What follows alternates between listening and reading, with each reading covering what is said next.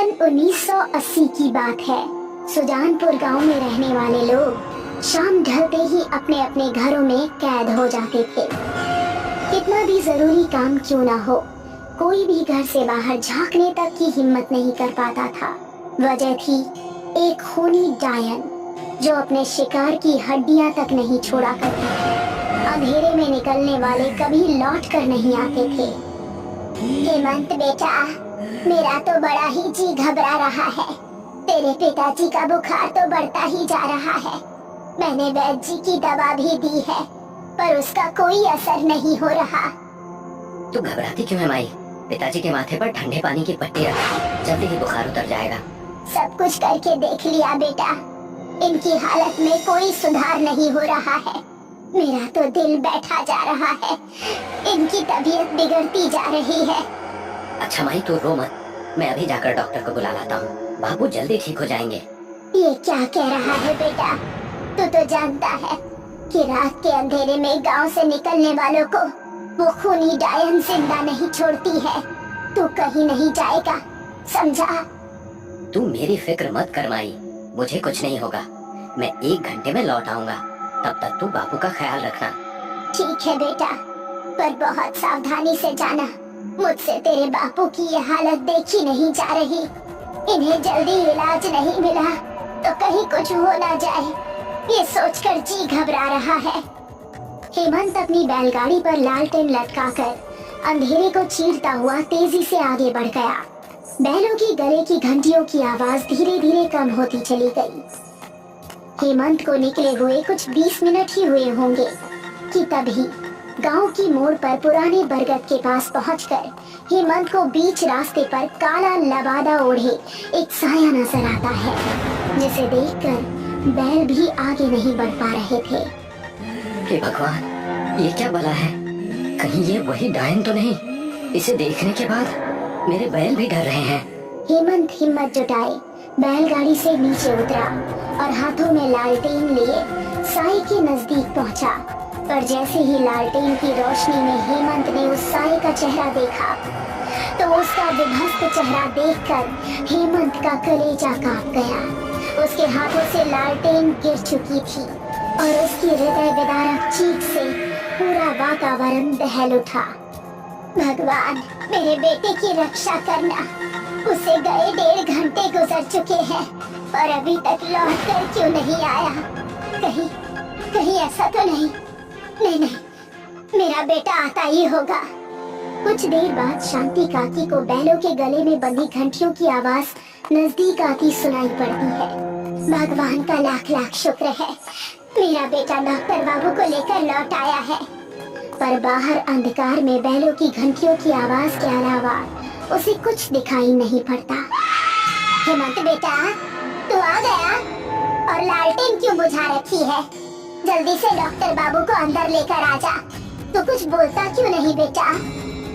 आशंकित मन से शांति काकी बैलगाड़ी के नजदीक पहुंचती है, पर बैलगाड़ी पर हेमंत और डॉक्टर बाबू को ना पाकर वो विचलित हो जाती है और हेमंत को ना पाकर फूट फूट कर रोने लगती है। हेमंत, कहाँ है तू? मेरे बेटे, कोई मदद करो। मेरा बेटा कहाँ चला गया? आज उस डायन ने मेरी कोख में ही डाका डाल दिया। मैं बर्बाद हो गई। मेरा जवान बेटा। बहू। मोड़ी शांति काकी का विलाप गांव वालों के कानों तक साफ पहुंच रहा था। वो समझ चुके थे कि रात के अंधेरे में उस डायन ने एक और घर उजाड़ दिया था। खौफ दिलों में तांडव कर रहा था। ये तो बड़ा ही बुरा हुआ भैया शांति काकी के साथ। जवान बेटे हो, बीमार पति की मौत का सदमा ना सह सकी बेचारी और अपने प्राण त्याग दिए। कोई चिता जलाने वाला भी नहीं बचा परिवार में, तो हम सबको मिलकर ही करना होगा। सही कहा भैया, उस मनहूस डायन ने आज फिर एक परिवार को निगल लिया। ये सिलसिला कब तक चलेगा आखिर? हमें जल्दी ही इस समस्या का समाधान निकालना होगा। नहीं तो अगली बारी हमारी हो सकती है। सारे लोग एकत्रित होकर गांव के सरपंच के घर पहुंचे। देखिए, इस दुखद घटना की जानकारी मुझ तक पहुंच चुकी थी। मैंने इस समस्या का एक समाधान सोचा है, पर तब तक आप लोगों को सब्र से काम लेना होगा और कोई भी व्यक्ति अंधेरा ढलने के बाद घर से बाहर नहीं निकलेगा, चाहे कुछ भी हो जाए। जी सरपंच जी, जैसा आप उचित समझे, पर हमें इस विपत्ति से बचाएं। आप जैसा कहेंगे वैसा ही होगा। रात में कोई भी घर से बाहर नहीं निकलेगा। गांव वालों के लौट जाने के बाद सरपंच का बेटा अभय उनसे बोला। पिताजी, आप गांव वालों से किस समाधान की बात कर रहे थे? क्या आपने उस डायन से बचने के लिए कोई युक्ति सोची है? हाँ बेटा, मैंने एक योजना बनाई है। आज रात मैं अपने आदमियों के साथ उस डायन का शिकार करूंगा। बहुत खून खराबा कर चुकी है वो, आज नहीं छोड़ूंगा उसे। पर पिताजी, इसमें तो बहुत खतरा होगा। कैसे कर पाएंगे आप ये सब? वो सब तू मुझ पर छोड़ दे बेटा। मैं आज उसे जिंदा जला दूंगा या अपनी 2 नाली बंदूक से भून डालूंगा, पर उसे जिंदा नहीं छोड़ूंगा। शाम का अंधेरा गहरा हो चुका था। आज अमावस की रात थी।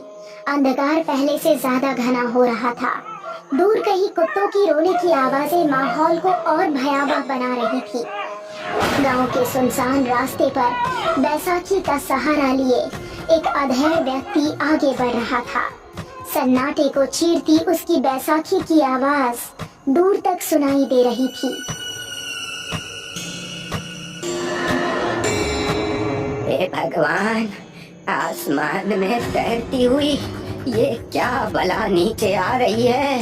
ये तो डायन है।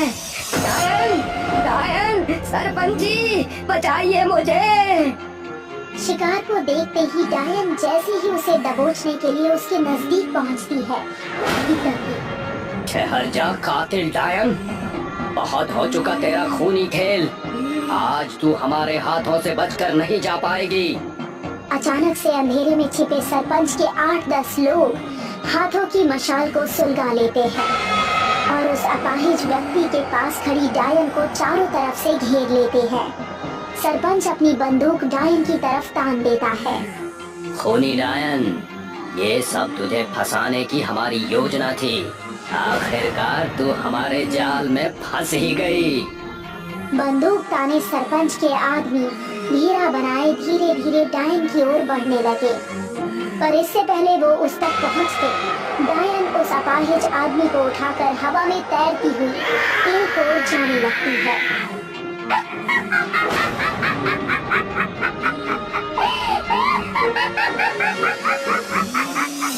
बचाओ, बचाओ, कोई बचाओ मुझे, सरपंच जी। पकड़ो, पकड़ो उस डायन को, बचकर जाने ना पाए। अपाहिज व्यक्ति को हवा में उड़ाए डायन पुराने बरगद की ओर अंधेरे में तैर जाती है। सरपंच और उसके आदमी दौड़कर उस दिशा की तरफ भागते हैं। पीछा करो उसका, वो पुराने बरगद की ओर गई है, जल्दी करो। वो देखो, वो रही उस बरगद के ऊपर। सरपंच अपनी बंदूक से डायन पर निशाना लगाते हैं। बरगद से कोई बेल जमीन पर धड़ाम से आ गिरती है। लगता है उस डायन को गोली लगी है और नीचे आ गिरी है। चलो देखते हैं। हे भगवान, मुझसे ये क्या अनर्थ हो गया? गोली इस मासूम को लग गई। खूनी डायन, बहुत हो चुका तेरा तांडव। आग लगा दो इस बरगद को, जिंदा जला दो इस पापी डायन को। सरपंच के आदमी बरगद को आग लगा देते हैं और देखते ही देखते पूरा बरगद जलने लगता है। सरपंच, सरपंच, तू क्या सोचता है? मुझे मारना इतना आसान है? आज यहाँ से तू और तेरे आदमी कोई भी जिंदा वापस नहीं जा पाएंगे। और देखते ही देखते रहस्यमयी तरीके से सरपंच के सारे आदमी एक एक करके चीख मारते हुए गायब होने लगते हैं। अंत में सरपंच की भी चीख सुनाई पड़ती है और उसके बाद फिर से सन्नाटा व्याप्त हो जाता है। सरपंच का बेटा अभय दूर अपनी हवेली पर खड़ा पुरानी बरगद को सुलगता हुआ देख रहा था। पिछले भाग में आप लोगों ने देखा कि किस तरह सुजानपुर गांव में डायन रात के अंधेरे में लोगों को मार रही है। जिस रात डायन किसी के घर में हमला करती तो जान के साथ माल भी लूट लेती। उसे घरों में जो भी कीमती सामान जैसे जेवर, गहने, दौलत मिलता वो सब लूट लेती, क्योंकि डायन गांव वालों को आर्थिक रूप से भी कमजोर बनाना चाहती थी। अब आगे। अब है बेटा, खूनी डायन अब लोगों को घरों में घुस कर मार रही है और उनके घर में डाका भी डाल रही है। सोना, चांदी, गहने, जवाहरात कुछ भी नहीं छोड़ रही है वो। सारे गांव की रक्षा अब आपके हाथों में है। मुंशी काका, उस डायन ने जिस रात पिताजी को मारा था उसी रात उसने पिताजी के भेष में आकर हमारी सारी दौलत अपने साथ ले गई थी। वो ऐसा ही करती रही तो पूरा गांव निर्धन हो जाएगा और उसके हाथों मारा जाएगा। तुम्हें समझदारी और हिम्मत से काम लेना होगा और अपने पिताजी के अधूरे कार्यों को पूरा करना होगा। मैं पिताजी की सौगंध खाता हूँ मुंशी जी, मैं उस पिशाचिनी को नहीं छोड़ूंगा और उसके द्वारा लूटा हुआ सारा धन भी वापस लाऊंगा। जोश में होश मत खो बेटा, हम पहले ही बहुत कुछ खो चुके हैं। अब तुम्हारे जान की जोखिम नहीं ले सकते। तो क्या उस डायन को ऐसे ही छोड़ दें ताकि आने वाले समय में वो इस गांव को शमशान बना दे? बोलिए। तुम समझे नहीं बेटा, वो डायन बहुत ही ज्यादा खतरनाक है। उसे पकड़ना या मारना इतना आसान नहीं है। मेरा एक मशवरा है तुमसे। कैसा मशवरा? मेरा कहना मानो तो तुम एक बार मीरगंज जाओ, वहाँ तुम्हें हमारी इस समस्या का समाधान जरूर मिलेगा। साफ साफ बताइए मुंशी जी, आप कहना क्या चाहते हैं? बेटा, मीरगंज में पीर बाबा की दरगाह है, वहाँ तुम्हें इस बुरी शक्ति को मारने का उपाय जरूर मिलेगा। मैंने उस दर पर बुरी से बुरी शक्तियों को घुटने टेकते देखा है। आप मुंशी जी, अगर ऐसी बात है तो मैं आज ही वहाँ के लिए रवाना हो जाऊंगा। मेरे लौटने तक किसी भी गांव वाले को रात में ना निकलने की हिदायत पहुँचा दीजिएगा। मुंशी जी की सलाह मानकर अभय दोपहर में ही मीरगंज जाने के लिए निकल पड़ता है। वो हर हाल में उस डायन से बदला लेना चाहता था। उसी रात गांव का एक घर, मौसम बहुत खराब था। बाहर घनघोर तूफानी बारिश हो रही थी, जैसे आसमान ही फट पड़ेगा। बहुत दर्द हो रहा है, मुझसे सहन नहीं हो रहा। अजी सुनते हो? कमला के प्रसव का वक्त आ गया है। तुम तो दिन में ही शीला दाई को घर आने के लिए कहकर आए थे, तो फिर क्या हुआ? इसकी प्रसव पीड़ा बढ़ती ही जा रही है। मैं भी वही सोच रहा था कमला की माई। अब तो रात भी हो चुकी है और मौसम भी बहुत खराब हो रहा है। ऊपर से उस चुड़ैल का डर, मेरी तो कुछ समझ में नहीं आ रहा। पर कमला के बापू, अगर दाई नहीं आई तो हमारी बिटिया और उसके होने वाले बच्चे की जान को खतरा हो सकता है। मुझे भी इसी बात का डर है। एक तो दामाद जी भी शहर गए हैं, पहली संतान है, आखिर हम बूढ़े लोग क्या करें?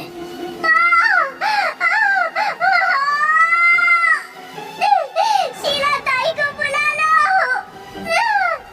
जल्दी। हिम्मत से काम ले बेटी, सुबह होते ही शीला ताई को बुला लाएंगे। थोड़ा बर्दाश्त कर ले बेटिया। पीड़ा में तड़पती कमला को उसकी माँ हिम्मत बंधा रही थी। हालातों से मजबूर पिता सिर झुकाए खड़े थे कि तभी दरवाजे पर दस्तक हुई। इस तूफानी मौसम में इतनी रात गए, आखिर कौन हो सकता है? सुनिए जी, कहीं शीला दाई तो नहीं है? जल्दी दरवाजा खोलिए, आखिर वो हमारी मदद को आ ही गई। कमला के पिता आशंकित मन से दरवाजा खोलते हैं। सामने शीला दाई खड़ी मुस्कुरा रही थी। कमला के बाबू, आप बाहर चले जाइए, अब मैं कमला को संभालती हूँ। बहुत बहुत उपकार शीला ताई, जो आप इतनी मुसीबत उठाकर हमारी मदद को आए। ये तो हमारा रोज का काम है बेटुआ, अब तो बाहर जा। कमला के पिता के घर से बाहर जाते ही दरवाजा अंदर से बंद हो जाता है। अचानक कमला के पिता को अचंभित कर देने वाला कुछ दृश्य दिखता है। अरे अरे, इतनी तूफानी बारिश में वो जमीन पर कौन पड़ा हुआ है? कोई महिला दिख रही है क्या? हे भगवान, ये तो शीला दाई है और बेहोश पड़ी है। तो वो कौन है जो अंदर गई है? कहीं इससे पहले कमला के पिताजी कुछ समझ पाते, उन्हें कमला और उसकी माँ की खौफनाक चीख सुनाई पड़ती है। वो भागकर दरवाजे के पास पहुँचते हैं। एक ही झटके में धड़ाक से दरवाजा खुलता है और कमला के पिता के सामने डायन खड़ी थी, जिसके सफेद चेहरे पर सुर्ख आंखों से खून बह रहा था। उसके हाथों में घर से लूटी हुई जेवर की थैली भी थी। कमला के पिता की चीख भी उनकी हलक में ही अटक कर रह गई। डायन उन्हें लूटकर और मौत का खेल खेल कर वहाँ से जा चुकी थी। मीरगंज तो आ गया, किसी से पीर बाबा की दरगाह का पता पूछना होगा। सुनो भैया, ये पीर बाबा की दरगाह यहाँ से कितनी दूरी पर है? बाबूजी, दरगाह यहाँ से 2 किलोमीटर दूर है। आइए छोड़ देता हूँ, 5 रुपए लगेंगे। ठीक है भैया, चलो छोड़ दो फिर वहाँ तक। मीरगंज में नए लगते हैं बाबूजी, किसी खास काम से आए हैं क्या? जी भाई साहब, आपने सही समझा। मैं सुजानपुर के सरपंच का बेटा हूँ। हमारे गांव में एक डायन ने आतंक मचा रखा है। कई मासूम लोगों की जान जा चुकी है। उसी से बचने का उपाय ढूंढता हुआ यहाँ तक पहुँचा हूँ। तो आप बिल्कुल सही जगह आए हैं बाबूजी। पीर बाबा दरगाह में देश के कोने कोने से लोग इस प्रकार की समस्याएं लेकर आते हैं और छुटकारा पाते हैं। अच्छा तो भैया एक बात बताइए, मुझे वहाँ किससे संपर्क करना होगा? आपको वहाँ पर जलाल खान मिलेंगे, उन्हें आप अपनी समस्या बताइएगा। मुझे भरोसा है वो आपको परेशानी से बचा लेंगे। लगभग आधे घंटे बाद अभय पीर बाबा की दरगाह के सामने पहुंचता है। तांगे वाले को पैसे देकर वो विदा लेता है और दरगाह की तरफ बढ़ जाता है। भाईजान सलाम, मैं सुजानपुर गांव से आया हूँ। क्या आप बता सकते हैं कि जलाल खान कहाँ मिलेंगे? क्यों नहीं बरखुरदार, जरूर बताएंगे। आप अपनी आने की वजह बताइए, मैं उन तक ये बात पहुंचा देता हूँ। उसके बाद वो खुद आपको अपने पास बुलाएंगे। अभय खादिम को सारा किस्सा समझाता है, जिसे सुनकर खादिम जलाल खान के पास जाता है और सारा माजरा बयान करता है। अल्लाहु अकबर, अल्लाहु अकबर। उस नापाक डायन की हिम्मत इतनी बढ़ गई कि वो जिसे चाहे मौत के घाट उतार रही है। जान देने और जान लेने का हक सिर्फ खुदा को है, इन जैसे नापाक शैतानों को नहीं। उस बच्चे को भेजो मेरे पास। चलिए भाई मियाँ, आपको जलाल खान साहब ने फौरन बुलाया है। जी भाईजान, शुक्रिया। चलिए चलते हैं। आ जाओ बेटा, तुम्हारे हालातों को जानकर बहुत अफसोस हुआ। आने में इतनी देर क्यों की बेटा? मेरे पिताजी ने उस डायन को पकड़ने की हर संभव कोशिश की, पर वो हाथ नहीं आई, बल्कि मेरे पिताजी को भी मार दिया और हमारी दौलत भी लूट कर ले गई। सब्र से काम लो बेटा, अब तुम इस पाक दर पर आ गए हो तो इसका उपाय भी जरूर मिलेगा। वो नापाक रूह है, आसानी से हार नहीं मानेगी, पर तुम खुदा पर भरोसा रखो। तो फिर आप कृपा करके उपाय बताएं। मुझे एक बात बता बेटा, वो डायन ऐसा क्यों कर रही है? क्या तू इस बारे में कुछ जानता है? क्योंकि जब डायन किसी की जान लेती है तो उसके पीछे कोई ना कोई वजह जरूर होती है। जहाँ तक मुझे जानकारी है, इस विषय में मैंने कभी कुछ नहीं सुना कि वो डायन कौन है, कहाँ से आई है और हम गांव वालों को क्यों मार रही है। कोई बात नहीं बेटा, वो मैं पता लगा लूंगा। चल मेरे साथ, तुझे कुछ दिखाता हूँ जो आगे तेरे काम आएगी और उस खूनी डायन की मौत की वजह भी बने। खान साहब, आपके हाथ में ये छोटा सा चांदी का संदूक कैसा है? अब है बेटा, इस संदूक के अंदर तुम्हारी समस्या का समाधान छिपा हुआ है। इसे कुछ खास मौकों पर ही खोला जाता है। खान साहब, मैं कुछ समझा नहीं। इस संदूक में एक चांदी की अभिमंत्रित कैंची है। इस कैंची से अगर डायन की चोटी काट दी जाए तो वो हमारे वश में हो जाती है। पर खान साहब, वो डायन बहुत खतरनाक है। उसकी चोटी काटना इतना आसान नहीं होगा। तुम घबराओ मत बेटा, मैं तुम्हारे साथ चलूंगा। देखता हूँ वो डायन कितनी खतरनाक है। हमें अंधेरा होने के पहले तुम्हारे गांव पहुंचना होगा। कुछ ही घंटों में अभय जलाल खान के साथ सुजानपुर पहुंचता है, जहां उसे पता चलता है कि पिछली रात उस डायन ने कमला के परिवार और शीला दाई को भी शिकार बना लिया। अब तक जो हुआ सो हुआ, लेकिन अब मैं आ गया हूँ तो वादा करता हूँ कि एक भी जान उस खूनी डायन को नहीं लेने दूंगा। तो फिर आपने आगे क्या करने की सोची है? मैंने सोचा है मैं आज रात ही उस डायन को पकड़ूंगा। मैं जैसा कहता हूँ तुम लोग वैसा ही करना। योजना के मुताबिक रात का अंधेरा गहराते ही जलाल खान अंधेरे में बाहर अकेले निकल पड़ते हैं। उनका आभास मिलते ही डायन प्रकट हो जाती है।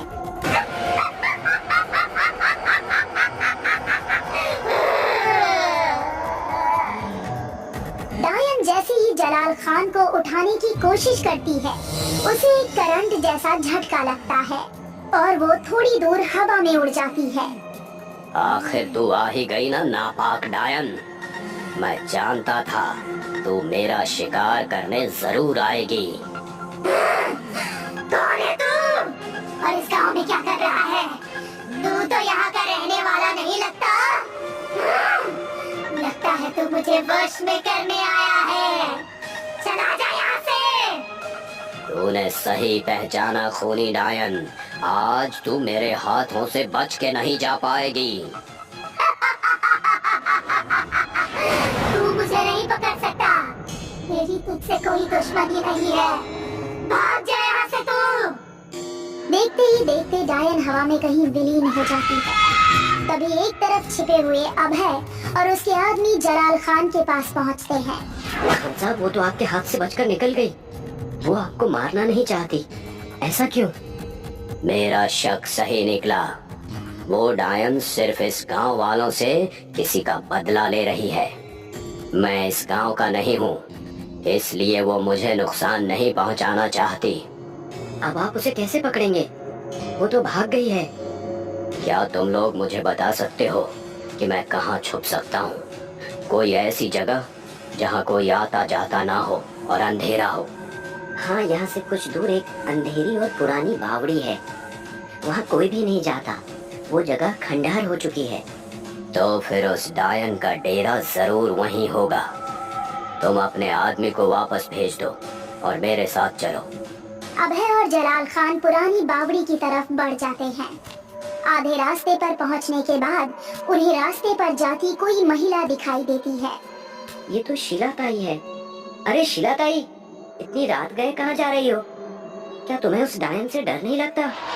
क्या बताऊं बेटा, अपने लिए तो दिन क्या और रात क्या, कमला बिटिया को देखने जा रही हूँ। अभय के दिमाग में अचानक से बिजली सी कौंध जाती है। ये कैसे हो सकता है? गांव वालों ने तो बताया था कि शीला ताई और कमला के परिवार को उस डायन ने मार डाला है। तो फिर ये कौन है? कहीं ये डायन तो नहीं? इससे पहले अभय कुछ समझ पाता, शीला दाई के वेश में खड़ी डायन असली रूप में आकर उस पर झपट पड़ती है। अरे नहीं, ये तो वही डायन है। तुझे मेरे हाथों से कोई नहीं बचा सकता। रुक जा नापाक रूह, मैं अभी यहाँ मौजूद हूँ। तू इस बच्चे का कुछ नहीं बिगाड़ सकती। जलाल खान बिजली की फुर्ती से आगे बढ़ते हैं और चांदी की कैंची से उसकी चोटी काट देते हैं। ये क्या किया तूने? मेरी शक्तियाँ छीन ली। मैंने तेरा क्या बिगाड़ा है? तू तो यहाँ का नहीं है। खामोश, अभी तो तेरी शक्ति छीनी है। अब मैं तेरी इस चोटी को जलाकर राख कर दूंगा और तू भी जलकर राख हो जाएगी। डायन की दर्दनाक चीख सुनकर और उसे असहाय देखकर गांव वाले हाथों में मशाल लिए घरों से बाहर निकल आते हैं। मार डालो, जलाकर राख कर दो इस दुष्ट चुड़ैल को।